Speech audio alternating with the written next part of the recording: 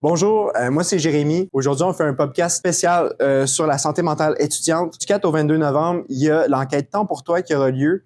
Donc aujourd'hui, on reçoit Marc-Antoine Tourville qui va nous parler plus spécifiquement de cette enquête.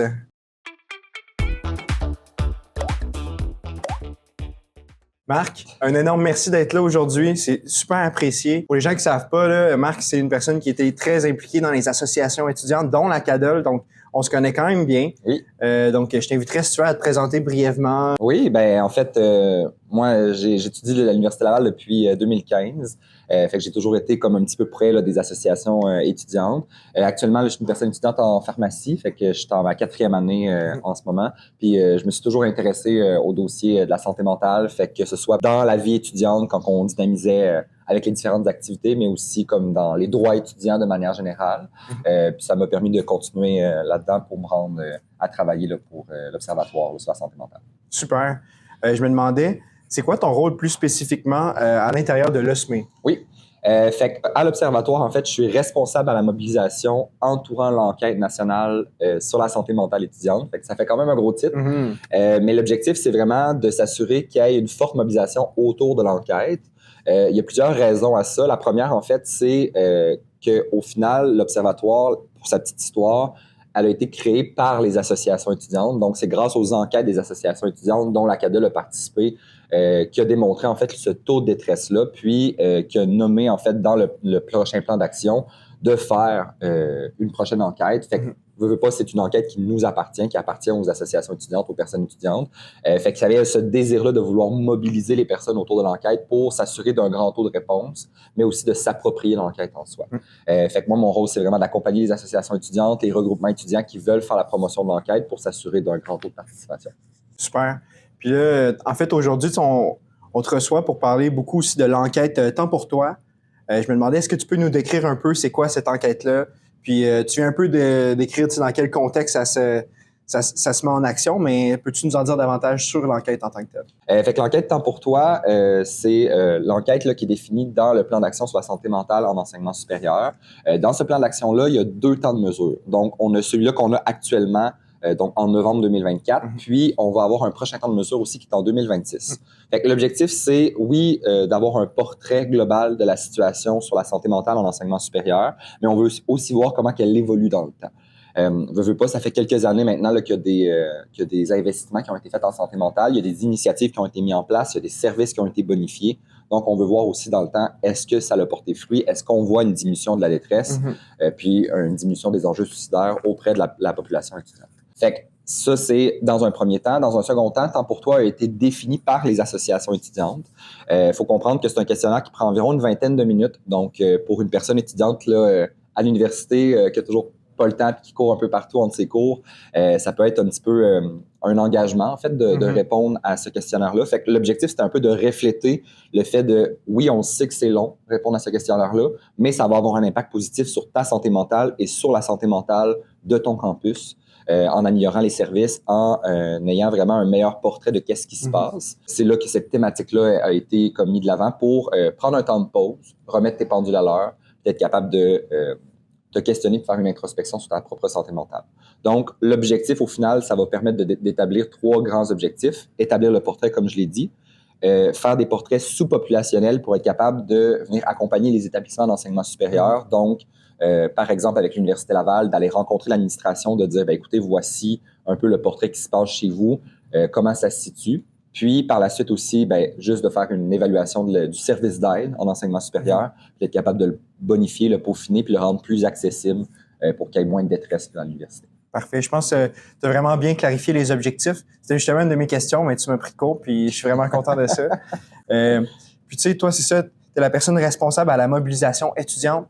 Puis c'est quoi l'importance, tu parles beaucoup des associations étudiantes depuis le début, c'est quoi l'importance de la collaboration avec les étudiants, mettons, pour le succès de l'OSME en tant que tel? En fait, autant pour l'enquête que pour l'ensemble des activités de l'Observatoire, parce qu'il faut comprendre qu'environ 20% de la mission de l'OSME va être consacrée sur l'enquête, mais il y a quand même un 80% qui est de mandat, là, qui est de faire une vigie, des pratiques, de développer des nouvelles connaissances en santé mentale, puis aussi de former les personnes étudiantes. Donc, dans toutes ces missions-là, dont l'enquête, les personnes étudiantes sont au cœur du développement de la pratique, en fait, puis du travail de l'Observatoire, notamment parce qu'une des valeurs fondamentales de l'Observatoire, c'est la non-hiérarchisation des savoirs.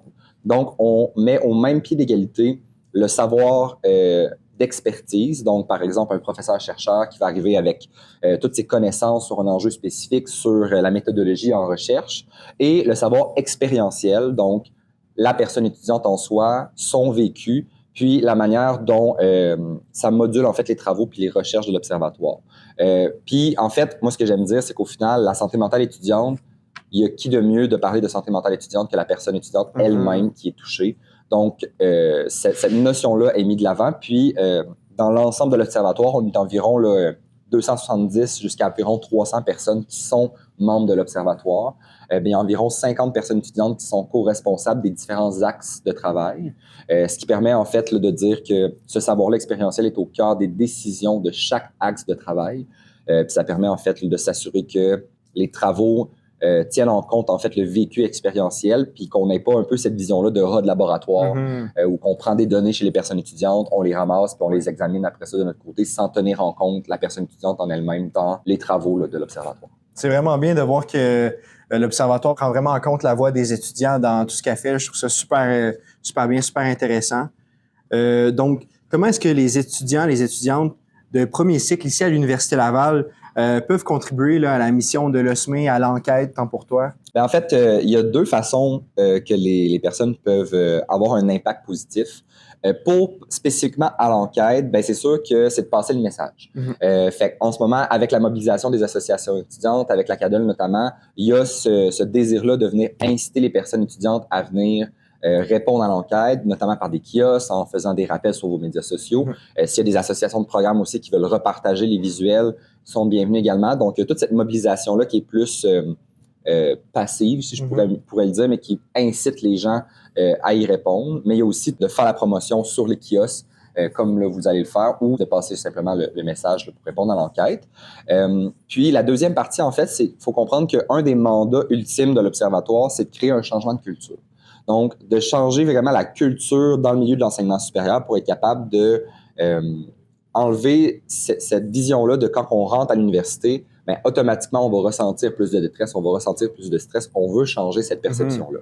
Et pour y arriver, faut qu'il y ait des initiatives qui sont mises en place, faut qu'il y ait des projets qui viennent de la base, faut que les personnes étudiantes s'expriment. Donc, une autre façon de contribuer, c'est vraiment de simplement participer à la vie étudiante, puis de ne pas rester sous silence s'il y a des pratiques que vous voyez de la part de vos enseignants, de la part du corps professoral, de vraiment essayer de travailler dans une perspective constructive et de changer ces différentes pratiques-là pour créer moins de détresse directement à la source, donc dans les salles de cours. Puis les étudiantes et étudiants ont vraiment une place de choix, en fait, pour s'exprimer puis parler, en fait, de ces enjeux-là avec leurs camarades, avec leurs professeurs, avec leurs associations étudiantes. C'est vraiment pertinent, tout ça. Je suis vraiment content d'entendre ça. Je me demandais, à travers l'enquête, tant pour toi, est-ce que tu sais s'il y a des dimensions spécifiques de la santé mentale qui sont abordées? Oui. En fait, dans la manière que ça a été construit, l'enquête, chaque axe de travail de l'Observatoire ont soumis des questions. Puis on se rappellera que dans les axes, il y a des personnes étudiantes aussi qui ont été sollicitées pour la création des questions. Donc, il y a un intérêt sur, oui, les symptômes dépressifs, puis comment la personne étudiante se sent de manière générale, mais il y a aussi toutes des questions par rapport à son environnement, par rapport à sa qualité de travail, par rapport à sa situation financière, par rapport à certaines conditions qui viendraient avoir un impact sur la santé mentale. J'aime dire que la santé mentale, au final, c'est un peu le centre de toutes les causes que les associations étudiantes revendiquent.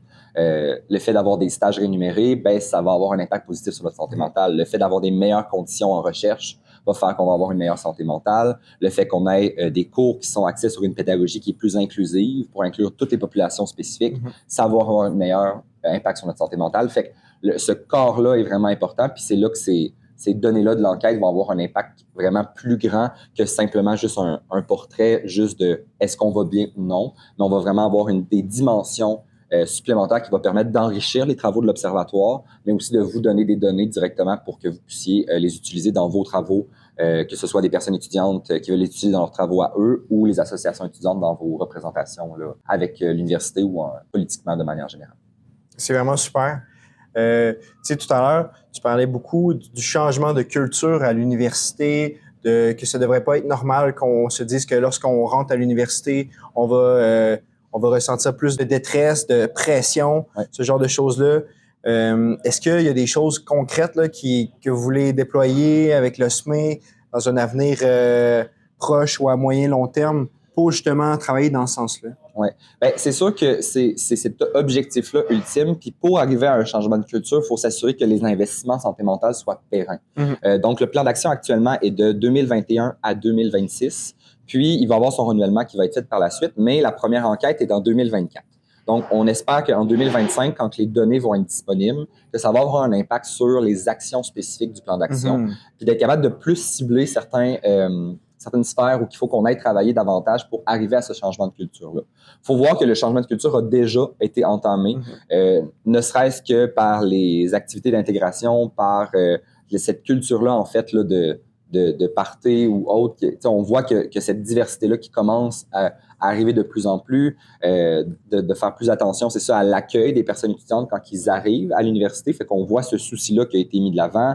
Il y a les lois pour prévenir et combattre les violences à caractère sexuel. Fait que, on voit ce désir-là de changement de culture. Mais là, on veut s'attarder plus dans la dimension de la santé mentale. Puis, juste le fait d'être à l'université augmente le taux de détresse, augmente les enjeux du suicide. Donc, on veut s'attaquer à la base. Donc, c'est sûr qu'idéalement, ça serait directement dans les salles de cours. Qu'est-ce qu'on peut faire pour avoir une approche qui est beaucoup plus enclin à avoir une santé mentale florissante et non dans une dynamique de pression, de performance. Ce que je voulais dire, c'est que ça, c'est un exemple qu'on avait eu dans une conférence en fait, c'est Julien qui en avait parlé. Oui. Elle dit, il y a un professeur que, pour motiver ses élèves, il disait, parfait, dans le début de mon cours, juste pour vous avertir, mon premier examen, il y a 50% d'entre vous qui va couler.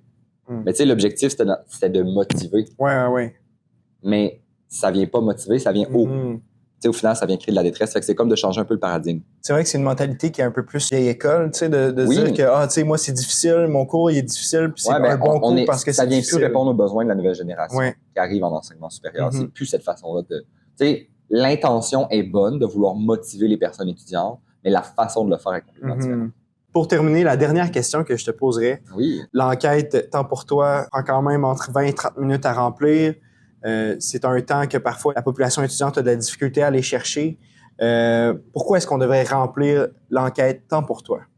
Bien, je trouve ça vraiment intéressant comme question parce qu'au final, peu importe la raison, si on veut nous-mêmes améliorer notre propre santé mentale parce qu'on va pas bien, ou si parce qu'on va bien, mais on voit qu'il y a des personnes autour de nous qui ne vont pas bien, que ce soit nos collègues de classe, nos amis qui sont à l'université. Fait que, tu sais, juste ça devrait être suffisant pour avoir cette motivation-là pour répondre à l'enquête, notamment parce que tout ce qu'on a exprimé, puis tout ce qu'on veut arriver à vouloir changer avec les résultats de l'enquête. Mais il y a aussi juste de base, quand on fait une action, quand on est dans l'action, en fait, pour répondre à des questions sur notre santé mentale, où on se penche là-dessus de manière active au niveau cérébral, ça nous fait du bien de manière générale. Fait que je vous invite à prendre ce temps-là pour toi, pour être capable de, oui, faire une introspection, puis peut-être, oui, on n'aimera pas nécessairement répondre à certaines questions, mais au final, c'est dans une perspective pour se sentir mieux et aussi améliorer notre environnement dans lequel on est, donc notamment dans les universités, là, de se sentir mieux de manière générale. Fait que de ne pas avoir ce sentiment-là qu'on n'a pas le temps, mais au contraire, que prendre son temps-là va nous avancer dans un pas de géant par la suite. Fait que j'invite vraiment là, toutes les personnes étudiantes à l'Université Laval, tous les étudiants et étudiantes de premier cycle là, à prendre ce temps-là pour répondre, puis d'être capable là, de, oui, changer la situation actuelle, mais aussi de changer la situation future avec toutes les personnes étudiantes qui vont aller à l'université, de créer un environnement là, qui est plus favorable pour eux en matière de santé mentale. Donc, Marc, un énorme merci d'avoir pris le temps de venir avec nous parler de l'enquête. C'était super édifiant. Là. J'ai appris beaucoup de choses sur tous les axes, puis la mission générale de l'OSME. Donc, un énorme merci. Yes, bien, merci beaucoup. Puis, n'oubliez pas de répondre à l'enquête.